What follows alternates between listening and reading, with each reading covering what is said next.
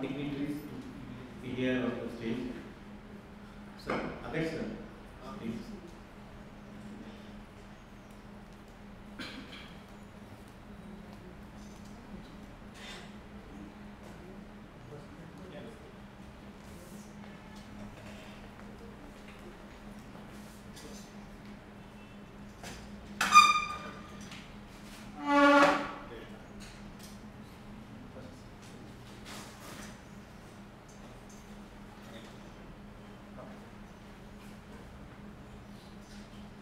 Good afternoon. I think after lunch, 50% participation I have seen right now. Early in the morning, there were full participation. I've seen. Okay, we have with us Mr. Chinmay Gore. He is the director and founder of Yogitech Limited MIT Football. He has a working experience of 7 years and is working in a battery industry for electric vehicle and all. Again, he is working in a battery management system. So he may deliver lectures on battery management system. Another guest with us is going to be assistant or support for the technical area of Mr. Saurabh Marathi. He is working in a design and development for EV. He has 4 years of experience. So, before start the program, we need to felicitate our guest. So I request Agar sir to felicitate Chinmay Gore sir.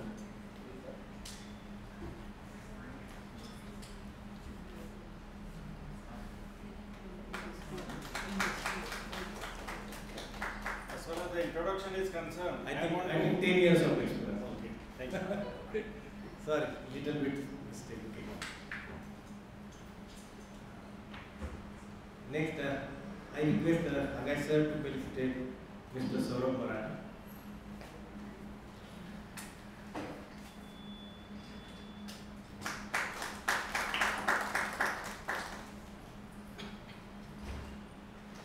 So there is small mistake in the experience because we are a teacher and we are supposed to mug up everything and express. Since I have the note written with me, I could not see the note. Okay, little bit. So that is a part of the process. And we request Chinmay Gore to continue the session with the battery management system. So thank you, Agar sir. Thank you, Chinmay.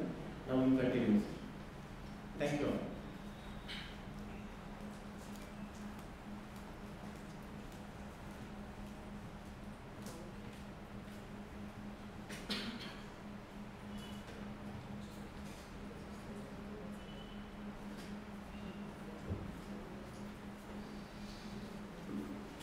Hello. Hello. Hi. आपण Marathi English सगळे comfortable right? So जेव्हा मला battery technology आणि BMS बद्दल बोलायला सांगितलं तो scope खूप जास्त आहे. त्यांनी इलेक्ट्रिक व्हेकल एक स्पेसिफिक केलं होतं. मग मी बेसिक बॅटरीपासून चालू करू आपण थोडं की बॅटरी काय आहे आणि लिथियम बॅटरी आता ज्वलंत विषय आहे. थोडे नवीन टेक्नॉलॉजी ट्रेंड्स असं आणि त्याच्यानंतर थोडं BMSचे बेसिक्स कवर करू. BMSचा एक एकदम नॉन टेक्निकल आहे, खूप जास्त काय टेक्निकल मी ठेवलेलं नाही आहे आणि एक पूर्ण स्कोप कवर करू असा एक प्रयत्न करतो. ठीक आहे, तर एक माझा बॅकग्राऊंड सांगतो. मी आपल्याच कॉलेजमधून पासआउट आहे 2013ला. माझं बॅकग्राऊंड सिव्हिल इंजिनिअरिंगमध्ये आहे ॲक्च्युली आणि माझा थोडा एक्सपिरियन्स पण सिव्हिल इंजिनिअरिंगमध्ये आहे. बट माझं इलेक्ट्रिक व्हेकल आणि बॅटरी हे थोडं पॅशन असल्यामुळे मी ते फॉलो केलं आणि गेली 7-8 वर्ष मी आता याच्यामध्ये काम करतो. माझं मिरज MIDCमध्ये मॅन्युफॅक्चरिंग प्लांट आहे आणि त्याच्यामध्ये आम्ही राईट फ्रॉम 3 वोल्ट टू 307 वोल्टपर्यंत आत्ता मॅन्युफॅक्चरिंग करतो वेगवेगळ्या ॲप्लिकेशनसाठी. तर आता बेसिक बॅटरी काय आहे आणि का बॅटरी पाहिजे आपल्याला. आता इलेक्ट्रिकल व्हेकलच्या केसमध्ये आपण बघितलं तर का बॅटरी पाहिजे. बॅटरी नसेल तर काय नाही. आणि बेसिकली बॅटरी आपल्याला एनर्जी स्टोरेजसाठी पाहिजे, हे एकदम कोअर त्याचं आपण समजूया. टू स्टार्ट विथ, आपल्याला पूर्वीचं आठवत असेल मे बी ॲक्च्युली डायग्राम यायची आपल्याला जेव्हा बॅटरी आपल्याला आपण शिकलो बॅटरी त्यावेळेला एक डायग्राम यायची, इलेक्ट्रॉन असा फिरायचा कॅथोडवरून बाहेर जायचा ॲनोडवरून बाहेर. तर आता लिथियमच्या केसमध्ये उलटं झालं की इलेक्ट्रॉन वरती तर फिरतो पण बॅटरीच्या आतमध्ये पॉझिटिव्ह आयन ट्रान्सफर होतो उलट्या डिरेक्शनला.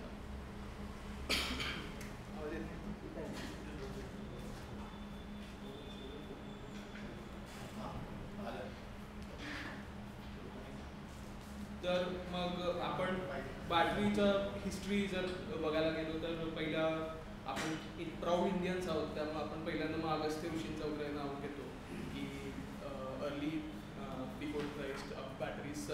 आपल्याकडे काही थोडं लिटरेचर पण आहे की कसा घट बनवला आणि त्याचं कसा बॅटरी स्टोरेज वापरत होतो.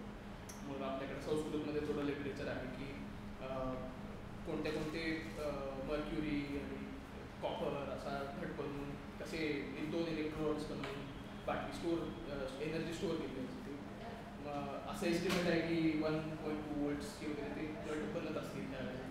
त्याच्यानंतर मग इटलीमध्ये 11व्या शतकात वोल्टा यांनी शोध लावला बॅटरीचा. असं ते लेड ॲसिडच्या बॅटरीज असायच्या आणि आता हे नाव मेन्शन करायचं कारण लेक्लांच जे आहेत फ्रान्सचे, तर त्यांची लेक्लांच नावाची कंपनी पण आहे, ती अजून एक्झिस्ट करते आणि ती आता लिथियम बॅटरी टेक्नॉलॉजीमध्ये बरेचशी ॲग्रेसर आहे. आणि इंडियामध्ये स्पेसिफिकली बघितलं तर एक्साईड बॅटरीज जे आहेत त्यांचं यांच्याबरोबर टेक्नॉलॉजी टायप आहे.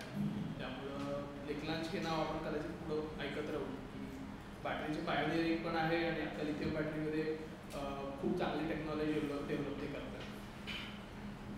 तर हे वापरलं कुठं जातं हे आपल्याला आता बेसिकली सगळ्यांनाच माहिती की बॅटरीज कुठं वापरलं जातं. आणि अल्टरनेटिव्ह स्टोरेज सिस्टीम्समध्ये बॅटरी सोडून काही एनर्जी स्टोरेज सिस्टीम्स आपण आता बघतो इलेक्ट्रिक व्हेकलमध्ये सुद्धा, जसे की सुपर कपॅसिटर्स आहे. आणि ज्यांनी लिथियम बॅटरीचा शोध लावला ते म्हणजे डॉक्टर गुडिनफ, तर त्यांनीच आत्ता लेटेस्ट एक पेटंट ते आता गेले पण काही 2 वर्षापूर्वी त्यांचं एक पेटंट होतं ज्याच्यामध्ये बॅटरी प्लस सुपर कपॅसिटरचा एकच सेल बनवला होता ज्याच्यात पॉवर डिलिव्हरी खूप सुपिरियर होती, एनर्जी स्टोरेज ची स्पेसिफिक डेन्सिटी पण जास्त होती. सो हे पण आपण फ्युचरमध्ये बघणार आहे. बरेचसे हाय एंड व्हेकल्समध्ये ते इम्प्लिमेंट करायचा प्रयत्न करतात ज्याच्यात सुपर कपॅसिटरसुद्धा त्या बॅटरीबरोबर for better delivery of power lag येऊ नये याच्यासाठी वापरले जातात. सो मी जसं मगाशी बोलत होतो पूर्वी आपल्याला जेव्हा बॅटरी बेसिक शिकवायची तेव्हा इलेक्ट्रॉन जायचा वरती आणि लोड जेव्हा हे आता डिस्चार्जच्या केसमधली डायग्राम आहे तर तो कॅथोडला जाऊन परत आतमध्ये ट्रॅव्हल करायचा थ्रू इलेक्ट्रोलाइट. तर आता लिथियम आयनच्या केसमध्ये किंवा सोडियम आयन किंवा जे काय आपण लिथियम बेस्ड बॅटरीज बघतो त्याच्यामध्ये पॉझिटिव्ह आयन उलटा हे ट्रॅव्हल करतो. त्याच्यात आता बॅटरीमध्ये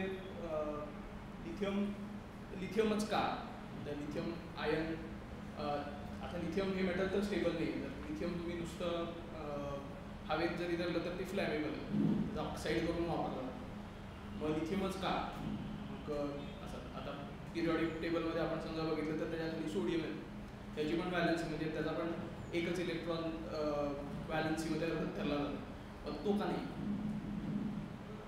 काय कोणाला गॅस करायचं. सोडियम का प्रेफर केलं नाही, लिथियमच का प्रेफर केलं, त्यांनी सुरुवातीला बायोनिक केलं.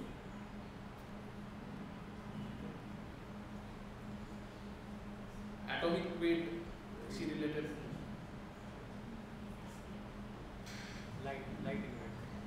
लाइटर आहे मटेरियल. आणि काय असेल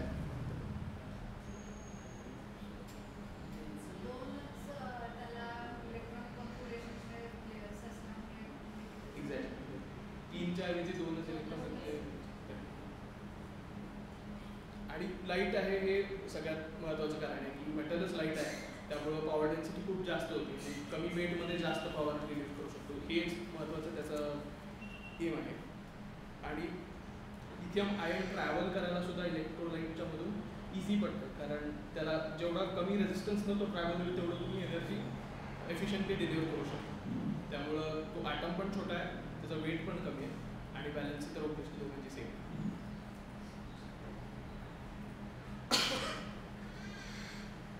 बेसिक मग काही केमिस्ट्रीज आहेत. आता लिथियम आयन बॅटरी ही खूप जनरल एक शब्द झाला आहे, पण लिथियम आयनमध्ये इतके जास्त केमिस्ट्रीज आहेत. पण मी एक बेसिक छोट्या वर्जावर थोडे जे रेग्युलर वापरले जाणारे आहेत आणि वाईडली यूज्ड केमिस्ट्रीज आहेत ते कव्हर करायचा प्रयत्न केला आहे. तर त्याच्यामध्ये सगळ्यात सुरुवातीला लिथियम कोबाल्ट ऑक्साईड वापरला जायचा, कारण त्याची स्पेसिफिक एनर्जी या डायग्राममध्ये तुम्ही बघू शकता. स्पेसिफिक एनर्जी खूप जास्त, त्यामुळे खूप कमी जागेमध्ये इझिली बॅटरी बसायची खूप मोठी, आणि तेच टास्क होतं सुरुवातीला. म्हणजे एक इंटरेस्टिंग गोष्ट सांगायची झाली तर लिथियम आयन बॅटरी सुरुवातीला वापरायला म्हणजे त्याचा शोध लागण्याचं कारण होतं की वॉकमन आपण लहानपणी बघितले असेल, कॅसेट प्लेयर्स जे होते त्याच्यामध्ये लिथियम बॅटरीज पहिल्यांदा वापरले गेले होते. सोनीकडे पेटंट होतं त्याच्यात ते NMC बॅटरीज वापरल्या जायच्या खालच्या आहेत त्या, आणि तो एक 811 म्हणून त्याचा स्टँडर्ड आहे. ते मी खाली दिले मोस्ट कॉमन यूज NMC. तर ते निकेल, मॅंगनीज आणि कोबाल्टचा प्रपोर्शन आहे. मग तो एक इंडस्ट्री स्टँडर्ड आहे. म्हणजे आपल्या लॅपटॉपमध्ये पण अजून सुद्धा बऱ्याच लॅपटॉपमध्ये 811 केमिस्ट्रीचे सेल्स वापरले जातात. तर हे एकदम कॉमन या दोन बॅटरीज आहेत.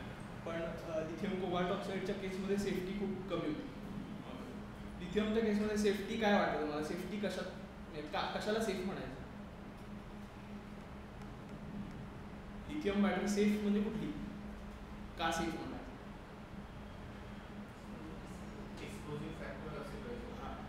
एक एक्सप्लोजिव्ह फॅक्टर म्हणजे का आग लागत असेल त्याला एक थर्मल रन अवे ऐकलं असेल.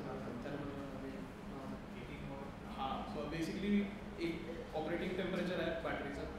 त्या ऑपरेटिंग टेम्परेचरच्या क्रॉस केल्यानंतर एक एक्झोथर्मिक रिॲक्शन ट्रिगर होते, आणि ती एक्झोथर्मिक रिॲक्शन चेन रिॲक्शन होते, आणि मग ते टेम्परेचर वाढत जातं आणि इव्हेंच्युअली एक्सप्लोड होतं. मग हे मिनिमाइज करण्यासाठी वेगवेगळे मेटल्स आपण लिथियमच्या बरोबर वापरतो.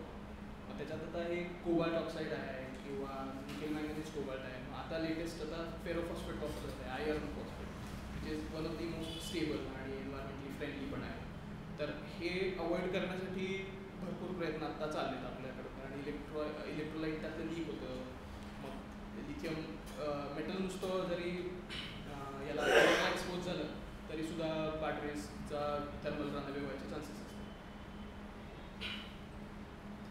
त्याच्यानंतर लिथियम कोबाल्ट ऑक्साईड आता जे वापरलं जातं ते जास्त करून डायको बॅटरीजमध्ये वापरलं जातं, जे ड्रोनसाठी वापरतात. काही स्पेशलाइज्ड ड्रोनमध्ये वापरले जातात. मोस्टली NMCs आहेत, पण काही स्पेशलाइज्ड ऑपरेशन्ससाठी जिथं आता बॅटरीचं कॅरेक्टरिस्टिक तुम्हाला माहीत असेल की जेव्हा बॅटरी फुल चार्ज आहे त्यावेळेला पॉवर डिलिव्हरी मॅक्सिमम असते, कारण व्होल्टेज जास्त असतं. पण जेव्हा बॅटरीचं SOC म्हणजे स्टेट ऑफ चार्ज कमी आहे, की फॉर एक्झाम्पल आता मोबाईलमध्ये बघतो आपण 10% बॅटरी शिल्लक आहे, ती ड्रोनच्या केसमध्ये 10% बॅटरी असताना त्यांना तेवढीच डिलिव्हरी द्यायला पाहिजे, नाही तर ड्रोन कुठं पण मध्ये पडेल. मग असं इमॅजिन करा, त्याच्यात तुम्ही बसलाय, बॅटरी 10% दाखवतो. जेव्हा तुम्हाला लँड करायचं तेव्हा मॅक्सिमम पॉवरची गरज आहे, पण ती बॅटरी डिलिव्हर करू शकत नाही, तर त्यावेळेला ते फेल व्हायचे चान्सेस जास्त आहेत. म्हणून मग त्या केसमध्ये लिथियम कोबाल्ट ऑक्साईड बऱ्याच ठिकाणी वापरलं जातं. ह्युमन ड्रोन्स आणि याच्यात ऑब्व्हियसली ती जुनी टेक्नॉलॉजी वापरली जात नाही आता. त्याच्यात पण बरेचसे ॲडव्हान्समेंट आले. त्याच्यात काही ॲल्युमिनियम वगैरे वापरलं जातं, ते पण मी पुढं दाखवतो तुम्हाला. तर हे सगळे म्हणजे केमिस्ट्रीचा उपयोग काय, म्हणजे कुठली केमिस्ट्री असेल तर आपल्या दृष्टिकोनातून BMSचे फंक्शन्स पण खूप बदलतात. म्हणजे बॅटरीची टेक्नॉलॉजी बेसिक कुठली आहे याच्यावरती BMSचं डिझाईन खूप मॅटर करतं.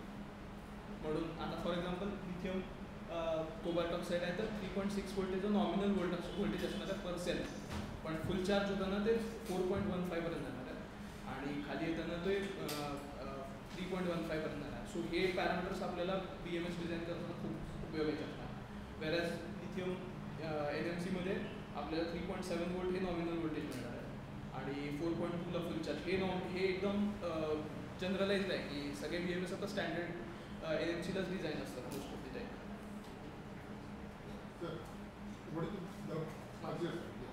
What do you think that 811 will do? आता हे जेव्हा याचा ॲनोड बनवला जातो तेव्हा निकेल, मॅंगनीज आणि कोबाल्ट ह्याचे प्रपोर्शन्स आहेत. 8-1-1 प्रपोर्शनमध्ये निकेल, मॅंगनीज आणि कोबाल्ट हे मिक्स केलं जातं. हे एक स्टँडर्ड झालं. 6-2-2 हे अजून एक स्टँडर्ड आहे. असे वेगवेगळे स्टँडर्ड्स फॉलो केले जातात आणि हे मॅन्युफॅक्चरर्सला जरी माहिती असलं तरी ते प्रपोर्शनेटली मिक्स करणं हे एवढं इझी जॉब नाही आहे. त्यामुळे त्याचं कॉपीराईट आहे आणि तो आपल्याला विकत घ्यायला लागतो. समजा आपल्याला फ्युचरमध्ये इंडियामध्ये जे कोण मॅन्युफॅक्चरिंग चालू करतील लिथियमच्या सेलचं तर त्यांना याचे कॉपीराईट्स विकत घ्यायला लागतील. तर त्याचे डॉक्युमेंट्स विकत घ्यायला लागतील बेसिकली कॉपीराईटने पॅटर्न्स म्हणू शकतो. तर त्याच्यात त्या प्रमाणात मिक्स केलं त्या स्टेप्समध्ये तरच ती बॅटरी 8-1-1च्या स्टँडर्ड होती. त्याला BIS स्टँडर्ड पण आहे आणि वर्ल्ड वाईड पण बरेचसे स्टँडर्ड्स वेगवेगळ्या त्यांनी एस्टॅब्लिश केलेले आहेत. सो NMC 8-1-1-6-2-2 हे एकदम रेग्युलरच तुम्हाला कुठेही लिथियम सेल जर बघितला तर तोच आहे. 90% तोच असतो. हां मिक्सिंगचा रेशो आणि त्याचे कॅरेक्टरिस्टिक्स पण सेम असतात. 3.7 वोल्ट हे नॉमिनल व्होल्टेज त्याचं. 4.2 वोल्टला फुल चार्ज करू शकता तुम्ही आणि 3.2 वोल्टपर्यंत डिस्चार्ज करा. Nominal voltage is common for all. नाही For lithium battery. नो प्रत्येक केमिस्ट्रीचं वेगळं आहे. हेच आपल्याला BMS डिझाईन करताना आपल्याला हे डोक्यात ठेवायचं की ही केमिस्ट्री कुठली आहे. जर लिथियम फेरोफॉस्फेट असेल तर 3.2 वोल्ट हे नॉमिनल व्होल्टेज असतं. LTO असेल तर 2.58 असतं. प्रत्येक केमिस्ट्रीला वेगवेगळे नॉमिनल व्होल्टेजेस, प्रत्येकाला वेगळे चार्जिंग कट ऑफ्स, प्रत्येकाला वेगळे डिस्चार्जिंग कट ऑफ, प्रत्येकाचा डिस्चार्ज होण्याचा जो कर्व आहे तो पण वेगवेगळा आहे. त्यामुळं तुम्हाला SOC आणि SOH ठरवायचं आहे हे पण प्रत्येक वेळेला चेंज होणार आहे.